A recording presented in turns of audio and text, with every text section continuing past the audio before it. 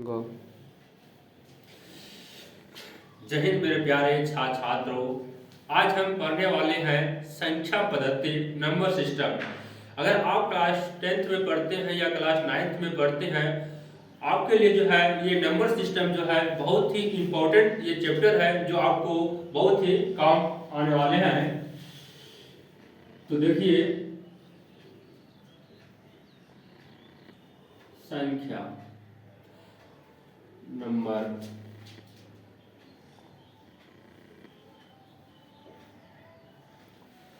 अगर हम आपसे पूछेंगे कि संख्या किसे कहते हैं, नंबर किसे कहते हैं, तो आपको याद होना चाहिए कि अंकों के समूह को संख्या कहते हैं। किसे कहते हैं?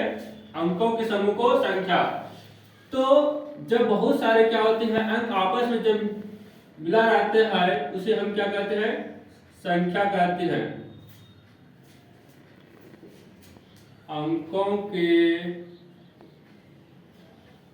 समूह को संख्या कहते हैं।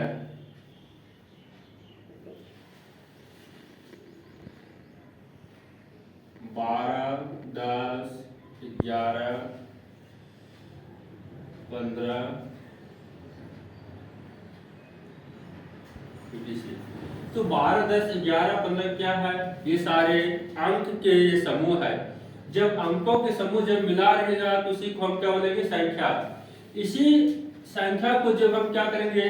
तोड़ देंगे तो इसको हम क्या बोलेंगे? अंक बोलेंगे। जैसे 1 और 2, तो 1 2 दोनों अलग अलग। जब ये दो संख्या जब अलग अलग हो जाए तो इसको हम क्या बोलेंगे? अंक बोलेंगे। तो अगर हम बोलेंगे अंक किसे कहते हैं, डिजिट किसे कहते हैं, डिजिट किसे कहते हैं, अंक किसे कहते हैं? तो आपको याद होना चाहिए जो संकेत क्या होते हैं, जो स्वतंत्र होते हैं, जो स्वतंत्र होते हैं, जो किसी पर निर्भर नहीं करता हो, उसी को हम क्या कहते हैं? अंक कहते हैं। अंक जो है 0 से लेकर 9 तक होता है। 0 1 2 3 4 5 6 7 8 9 टोटल जो है 10 अंक होते हैं। और इन्हीं 10 अंकों से हमारे क्या बनते हैं? अनंत संख्याओं का निर्माण होते हैं। तो इन्हीं सारे को हम क्या बोलेंगे? अंक कहते हैं। समझ लिए? देखिए, अगर हम बोलेंगे कि संख्या कितने प्रकार के होते हैं, संख्या के प्रकार, तो संख्या 2 प्रकार की होती है।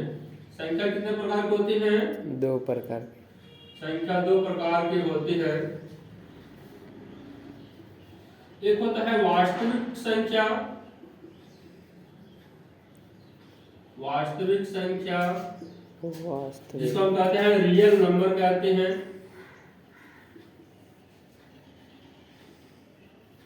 दूसरा होता है अवास्तविक संख्या, वास्तविक संख्या,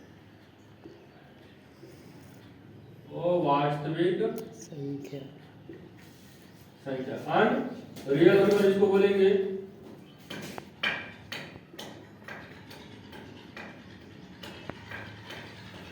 तो संख्या अगर हम बात करें कि संख्या कितने प्रकार की होती है, तो बोलना है कि संख्या 2 प्रकार के होते हैं।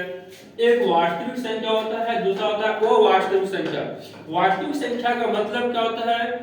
जो संख्या निश्चित होता है, जो 100% जो संख्या निश्चित होता है उसे हम वास्तविक संख्या बोलेंगे। और जिसको हम क्या बोलेंगे? कल्पना कर सकते हैं, उसको हम बोलेंगे अवास्तविक संख्या। तो अब हम जानेंगे कि वास्तविक संख्या किसे कहते हैं, उसके बाद हम लोग जानेंगे कि काल्पनिक संख्या। तो हम जो है क्लास 10th में जो है वास्तविक संख्या के ही बारे में पढ़ेंगे। और वो वास्तविक संख्या जो है हमारे ये क्लास 10th में नहीं दिया गया है, ये 11th में ये दिया गया है। लेकिन आपको जानकारी के लिए हम जो है कुछ वो वास्तविक संख्या के ही बारे में कुछ बता देंगे। मैंने हम जो पढ़ने वाले हैं मुख्य रूप से वास्तविक संख्या के बारे में हम लोग पढ़ने वाले हैं क्लास 9th में और क्लास 10th में। तो वास्तविक संख्या क्या होती है, ये कितने प्रकार के होते हैं,